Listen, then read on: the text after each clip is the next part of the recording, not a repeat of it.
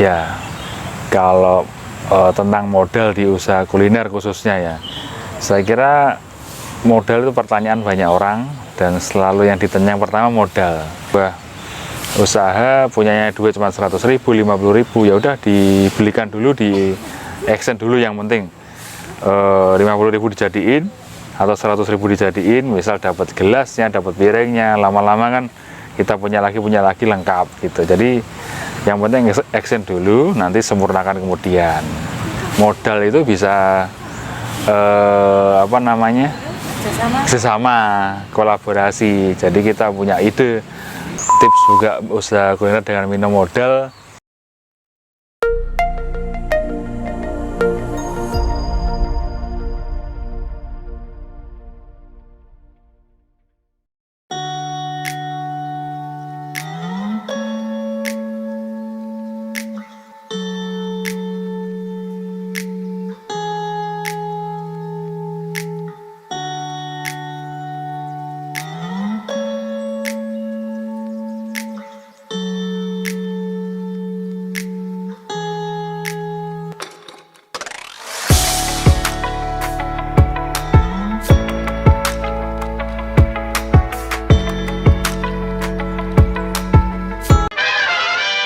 Assalamualaikum warahmatullahi wabarakatuh. Selamat sore, kembali lagi, nama saya Robi.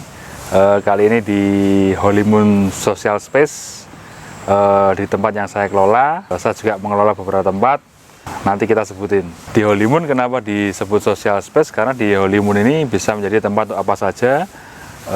Misal wedding di sini, berapa kali ada wedding di sini, seperti bulan-bulan Mei kemarin, dan nanti bulan-bulan yang penuh dengan pernikahan itu setiap weekend selalu ada untuk wedding. Dan bisa untuk misal waktu lebaran, halal bihalal, reunian, tempat untuk kumpul bertemu kawan-kawan, kongko, live musik, konser musik, outbound dan sebagainya macam, semuanya bisa.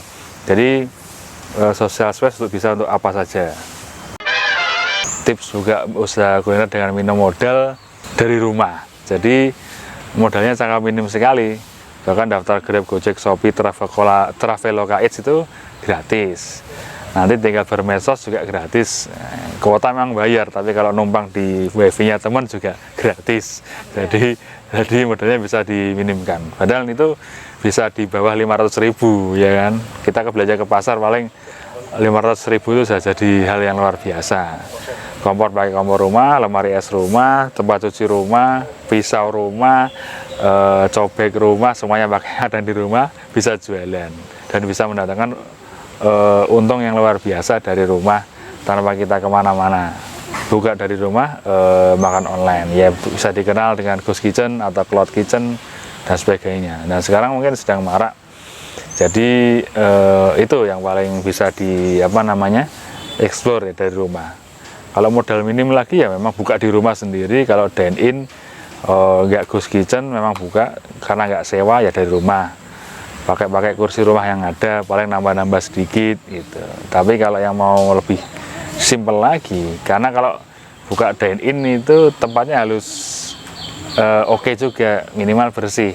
Kalau di dapur itu, kalau kita ghost kitchen, dapurnya mau kotor juga orang-orang nggak tahu karena belinya lewat online. Jadi di beberapa tempat yang saya kelola, pertama ketika membuat sesuatu harus pas target marketnya. Nah pertama itu, yang kedua setelah target market dari segi bangunannya, makanannya baru disesuaikan, dan banyak macam-macamnya. Jadi di satu tempat dan tempat yang lain itu bisa berbeda-beda tergantung target marketnya. Misal target market anak muda seperti di Holy Moon ini, itu gen apa ya, umur 20 sampai 40 itu masuk di anak muda. Misal di Merpati Coffee itu konsepnya memang untuk co-working space. Di sana terdapat banyak colokan dan sebagainya. Menu-menunya disesuaikan dengan orang-orang yang bekerja pagi, ngopi pagi. Bukanya pun berbeda lebih pagi karena untuk bekerja jam 8. Kalau di Holy Moon berbuka jam 9 kan, disesuaikan dengan target marketnya. Ya, jadi menu itu saya bikin sendiri, disesuaikan sama target marketnya. Dari satu tempat ke tempat yang lainnya bisa beda karena sesuai target marketnya. Misal Di sini nggak ada makanan seperti seafood, udang, karena nggak pas sama target marketnya. Harganya pun berbeda. Misal udang nggak mungkin di bawah 20, di atas 20 itu anak muda nggak masuk, sehingga menu itu tersebut tidak ada. Jadi yang terakhir ini saya mengelola Holimun. Konsepnya berbeda, garden seperti garden party, taman, outdoor, bahkan full outdoor. Kalau di yang kedua ada Merpati Coffee itu. Merpati Coffee itu apa ya? Jadi rumah disulap sebagai co-working space. Desain-desainnya juga menuntut kita nyaman untuk bekerja sebagai rumah kedua atau kantor kedua. Saya pernah bikin lagi itu Jasmine Coffee and Tea itu di rumahan juga, tapi menunya sesuai dengan namanya, perkopian dan teh gitu. Jadi beda-beda, penyajiannya pun berbeda-beda. Terus saya nggak kelola bentuknya food court dan sebagainya macam, ya disesuaikan.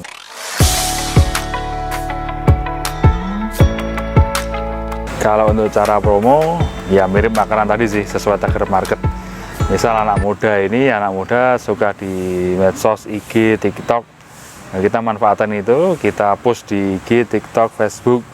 Jadi kita beriklan di Facebook, TikTok, dan IG. Nah, sementara ini iklannya organik, jadi tidak berbayar.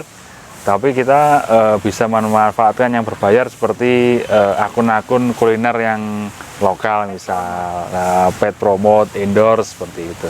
Itu mungkin sangat powerful ya, karena tingkatnya lokal. Zaman sekarang itu media sosial sangat penting sekali, menurut saya garda depan ya. Sebagai penyambung mulut itu medsos, bahkan seperti Merpati Coffee itu di dalam ya, di dalam kampung, tapi di kota tapi dalam kampung.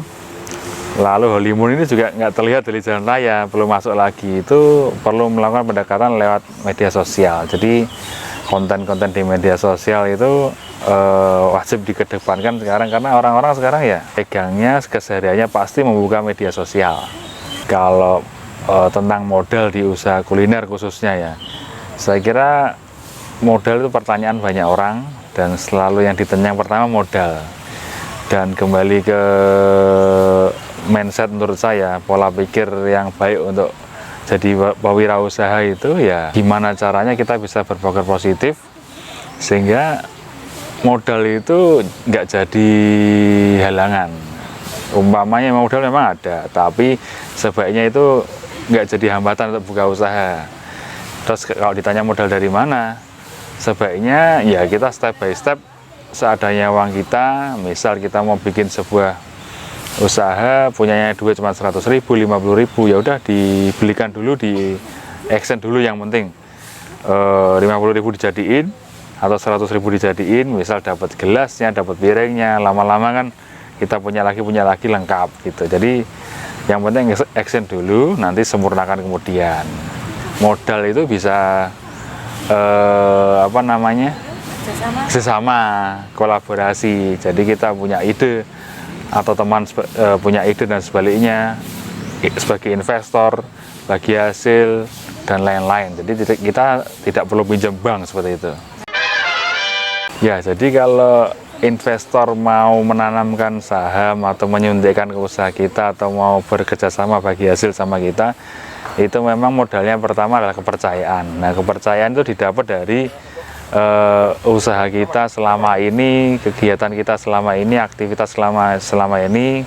Kalau belum punya usaha, yang penting punya track record yang baik, positif. Saya kira itu menjadi modal yang utama.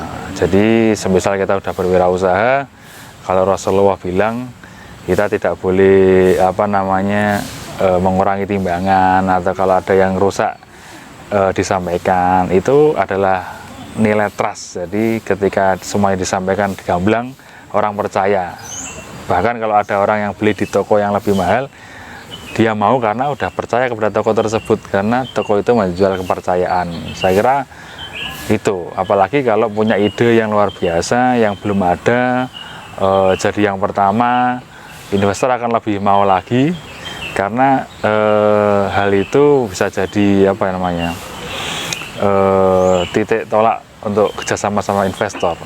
Dan investor itu sangat banyak orang yang bekerja sebagai PNS misal, atau bekerja di tempat lain itu tidak punya waktu tapi punya uang, sehingga bisa menanamkan modalnya atau sedikit uangnya ke usaha kita.